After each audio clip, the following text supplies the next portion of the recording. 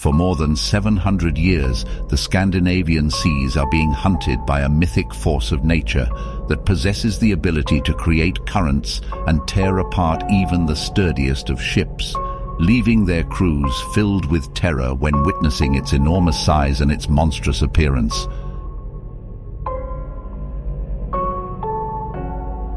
The Kraken, a legendary sea monster from Scandinavian mythology, depicted as an enormous cephalopod with 10 massive tentacles covered in suckers of great size, all leading to its central beak.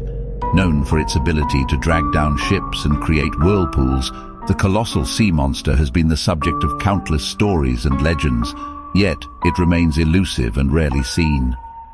The Scandinavian and French sailors have passed down tales of this giant cephalopod for generations. Let us begin with some Kraken reports back in 1549, brought to us by the last Roman Catholic Archbishop of the Swedish Church, Olaus Magnus, author of the book Gothorum Sueverumque Historia.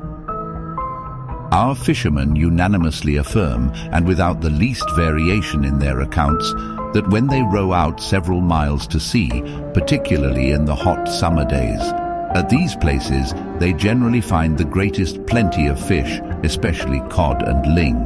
Their lines, they say, are no sooner out than they may draw them up with the hooks all full of fish. By this they know that the Kraken is at the bottom. They say this creature causes those unnatural shallows mentioned above and prevents their sounding. These the fishermen are always glad to find, looking upon them as a means of their taking abundance of fish. There are sometimes 20 boats or more got together and threw out their lines at a moderate distance from each other, and the only thing they then have to observe is whether the depth continues the same, which they know by their lines, or whether it grows shallower by their seeming to have less water. If this last be the case, they know that the Kraken is raising himself nearer the surface, and then it is not time for them to stay any longer. They immediately leave off fishing, take to their oars, and get away as fast as they can. When they have reached the usual depth of the place and find themselves out of danger, they lie upon their oars. He there shows himself sufficiently, though his whole body does not appear, which in all likelihood no human eye ever beheld.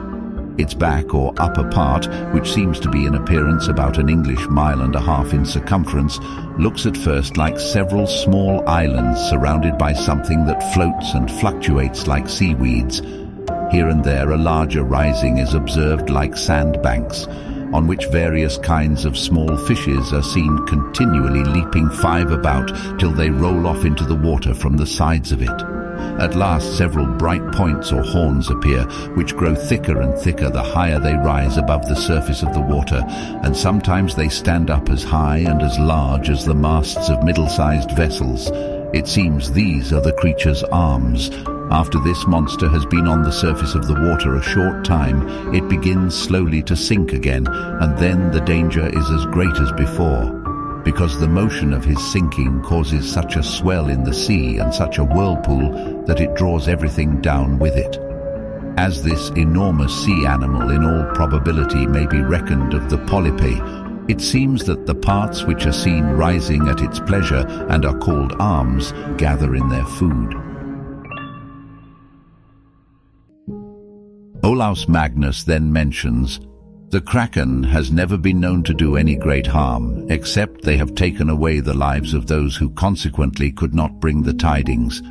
I have heard about one instance mentioned, which happened a few years ago near Fredrikstad. They say that two fishermen accidentally and to their great surprise fell into such a spot on the water as has been before described, full of a thick slime almost like a morass. They immediately strove to get out of this place, but they had not time to turn quick enough to save themselves from one of the Kraken's horns.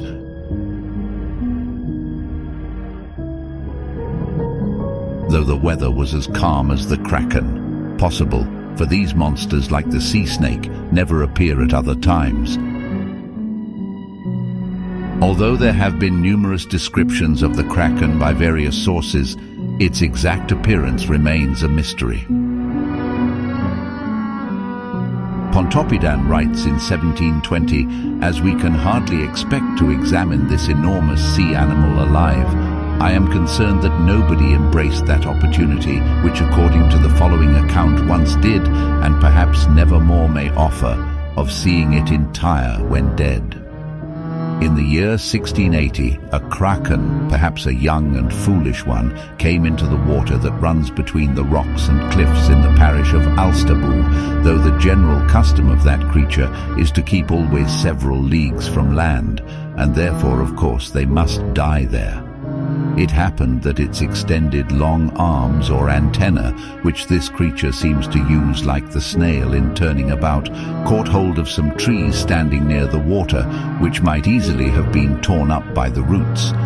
But besides this, as it was found afterward, he entangled himself in some openings or clefts in the rock, and therein stuck so fast and hung so unfortunately that he could not work himself out, but perished and putrefied on the spot. The carcass, which was a long while decaying and filled a great part of that narrow channel, made it almost impassable by its intolerable stench. All of the Kraken reports are so old that the line between reality and myth is blurry, making any actual claim of the monster's existence in today's world sound ridiculous. Although the Kraken will probably remain just a legend, the reports of this monster have real-world similarities with today's cephalopods. For example, the French sailors always report the existence of a dark, thick, slimy substance that is emitted by the Leviathan, and its description appears to be almost identical to that of an octopus's or a squid's ink.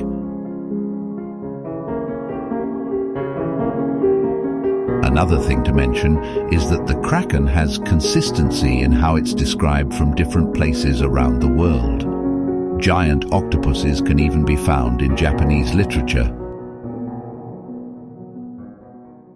The giant squids in the scientific community always had a dose of uncertainty. Their existence was only made clear to us through tentacle specimens. That all changed on the 30th of September 2004, where the first photographs of a giant squid were taken. The animal, which measured about 3 meters in body length and 6 meters in total length, was found near the water's surface. It was captured and tied to a structure where ships dock, where it died overnight. In November 2006, American explorer and diver Scott Cassell led an expedition with the aim of filming a giant squid in its natural habitat. The camera-bearing squid caught on film what was claimed to be a giant squid, with an estimated length of 14 meters engaging in predatory behavior. These giant squids, as impressive as they are, might pale in comparison to their fully grown size. Imagine giant squids, double the size of those we've encountered, navigating the crushing pressures with tentacles longer than a bus and eyes the size of dinner plates. The possibility of a 25-meter cephalopod existing in the deep ocean is very real, and the Kraken might not be just a myth after all. Join us again as we delve into more tales of the extraordinary, where the line between reality and myth blurs, revealing the untamed wonders of the natural world.